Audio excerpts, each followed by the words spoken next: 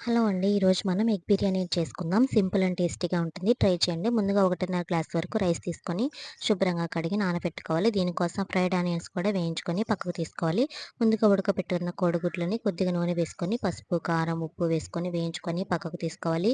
బిర్యానీ కోసం ఒక గిన్నె పెట్టుకొని ఒక 4 టేబుల్ స్పూన్ ఆయిల్ వేసుకొని సన్నగా తరిగిన ఉల్లిపాయలు, పచ్చిమిర్చి ముక్కలు, గరం మసాలా కూడా వేసుకొని కొద్దిగా అల్లం వెల్లుల్లి పేస్ట్ వేసుకొని ఇవి మగ్గిన తర్వాత టమాటా ముక్కలు కూడా వేసుకొని టమాటా ముక్కలు మెత్తగా అయిన తర్వాత రుచికి సరిపడినట్లుగా కారం, పసుపు, ఉప్పు, ధనియాల పొడి, గరం మసాలా కూడా వేసుకొని ఒక కప్పు పెరుగు, కొత్తిమీర వేసుకొని 1:30 గ్లాస్ బియ్యానికి 3 గ్లాసుల వరకు వాటర్ పోసుకొని ఎసురు మరుగుతున్నప్పుడు నానబెట్టుకున్న బియ్యాన్ని వేసుకొని ఫైనల్‌గా కొత్తిమీర వేసుకొని ఫ్రైడ్ ఆనియన్స్ వేసుకొని ఎగ్స్ పెట్టేసుకున్నారంటే ఎంతో టేస్టీగా, సింపుల్‌గా ఎగ్ బిర్యానీ రెడీ అయిపోతుంది. ప్లీజ్ నా ఛానల్‌ని లైక్ చేయండి, సబ్స్క్రైబ్ చేసుకోండి. Thanks for watching.